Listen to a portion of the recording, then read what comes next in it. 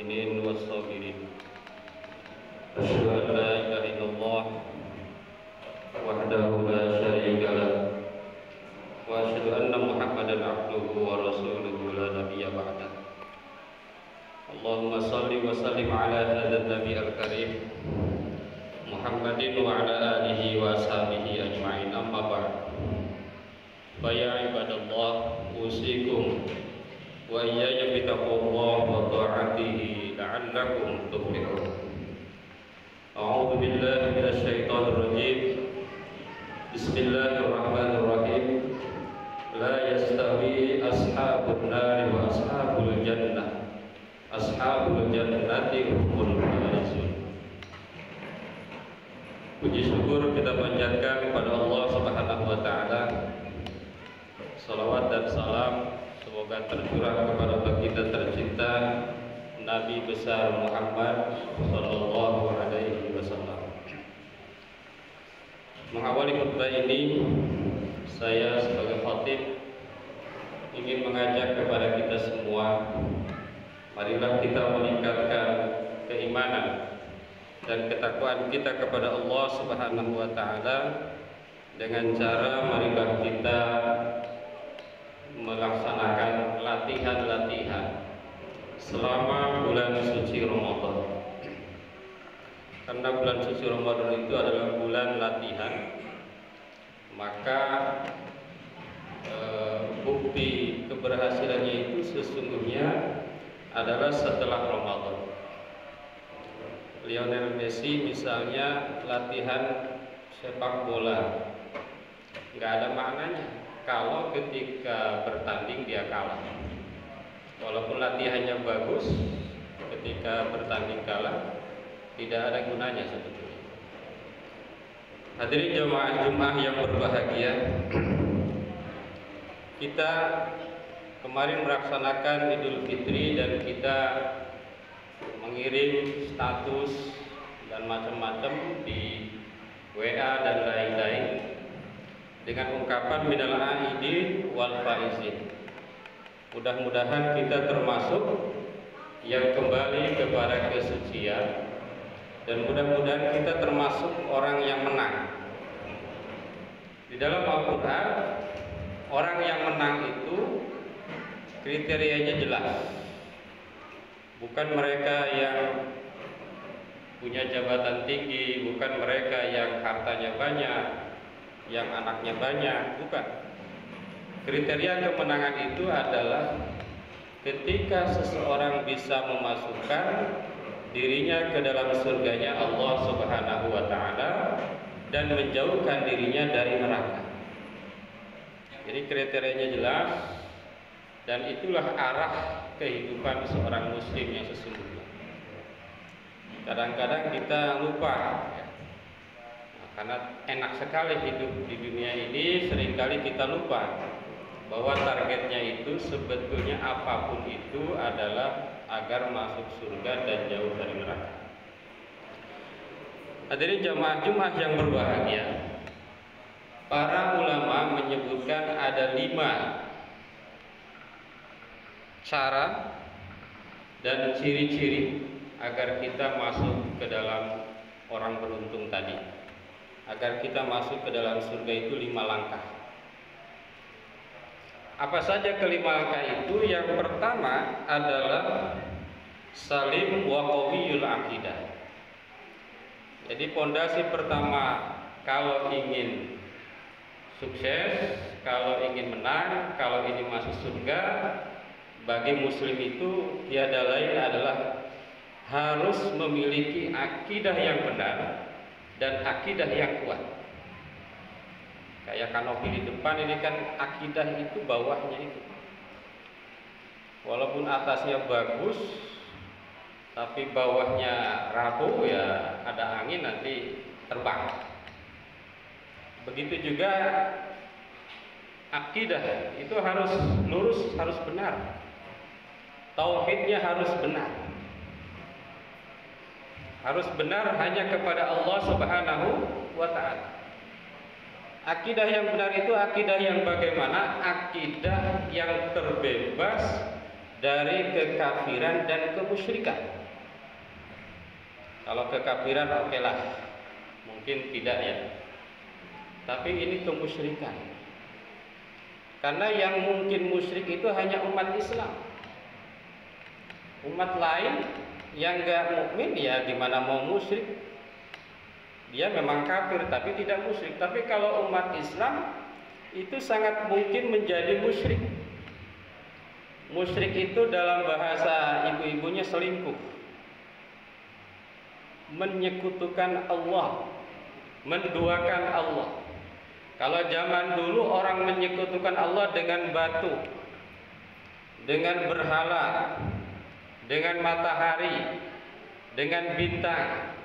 Kalau sekarang ini ada musyrik modern, kita menyekutukan Allah dengan rekening kita.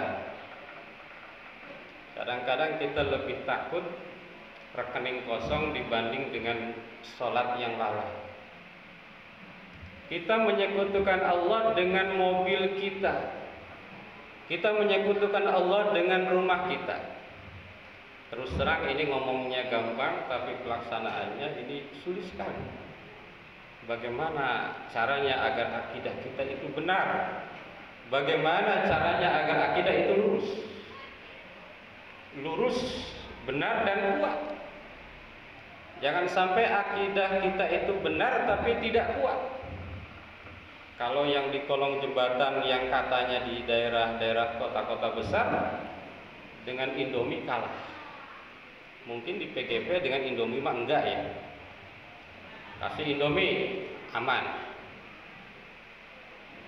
Kasih mie instan ya, bukan Indomie, aman.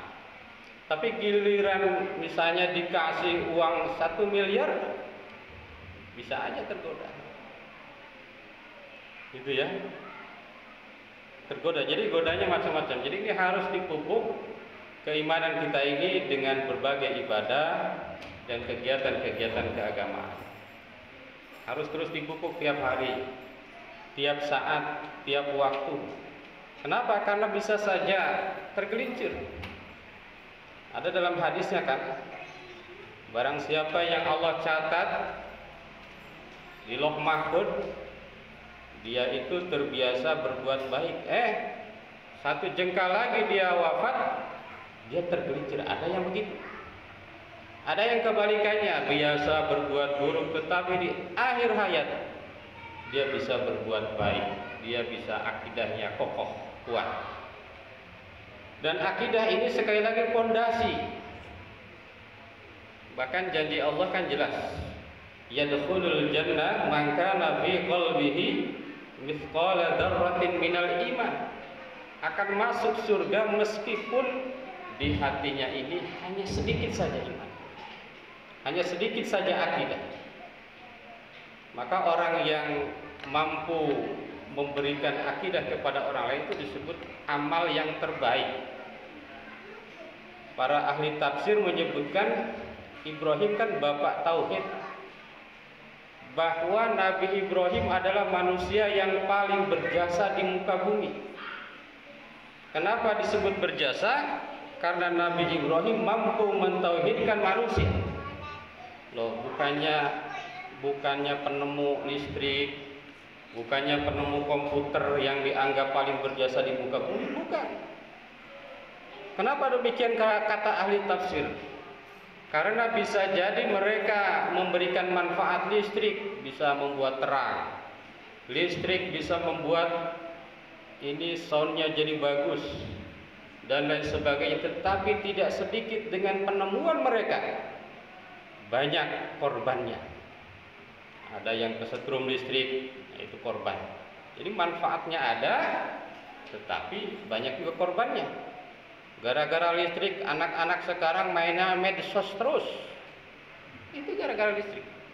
Tapi tauhid Ibrahim menanamkan tauhid kepada manusia sedunia, ini telah mampu menyelamatkan manusia. Tadi disebut kecil aja iman, kecil aja akidah, insya Allah akan menyelamatkan kita. Jadi itu pondasi bagi seorang muslim. Itu baru yang pertama ya. Yang kedua, kalau ingin menang, yang kedua adalah sahih al-ibadah. Ibadahnya harus benar. Ibadahnya dilakukan dan dilakukan dengan benar. Dari mulai sholat, zakat, puasa, haji. Nggak boleh misalnya ibadah tanpa ilmu, nggak boleh. Karena saking semangatnya sholat zuhurnya 8 rakaat itu nggak boleh. Baca Fatihahnya harus benar. Niatnya harus benar. Maka Ibnu Hajar pernah bilang begini, ini sangat menakutkan menurut saya.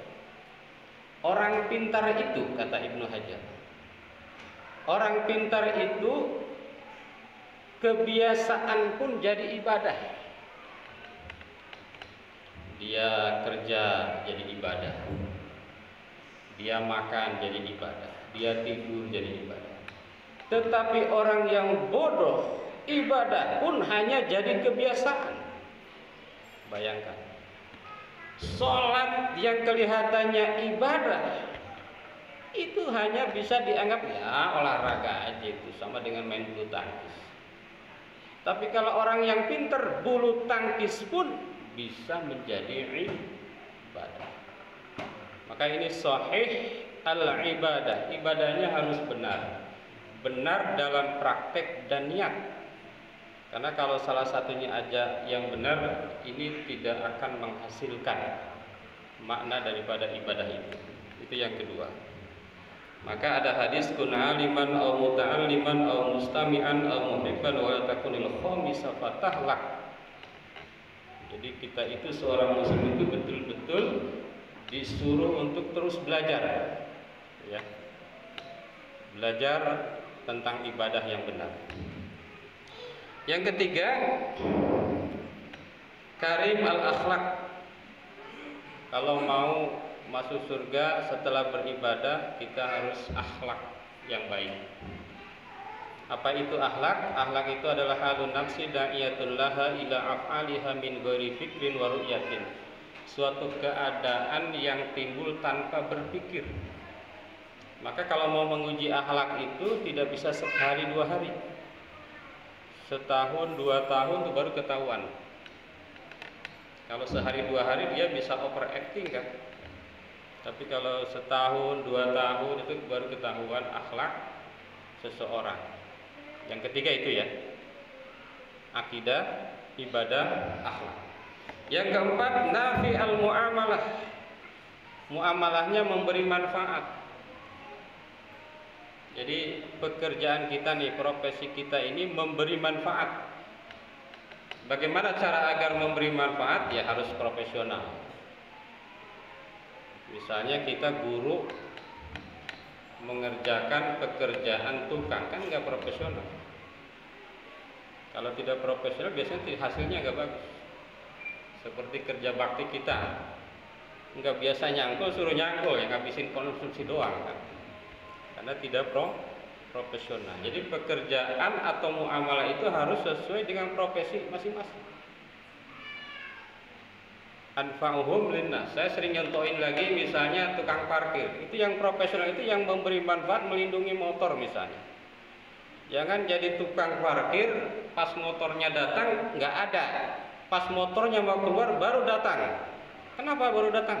Ya karena mau dapat uangnya di situ. Itu namanya tidak bermanfaat. Dalam pekerjaan itu begitu ya, sama.